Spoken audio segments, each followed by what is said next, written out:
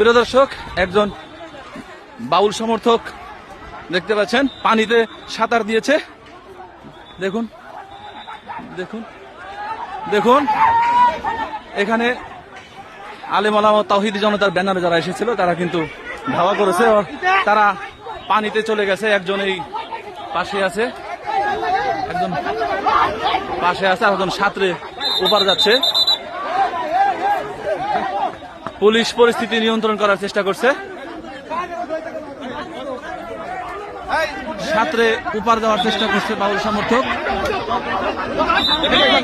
আরেকজন এখনো পাশে আছে, সে কিন্তু নড়ছে না, সেখানেই দাঁড়িয়ে আছে। তার উপরে ধুলা সহ ময়লা ছুড়ে ফেলা হচ্ছে।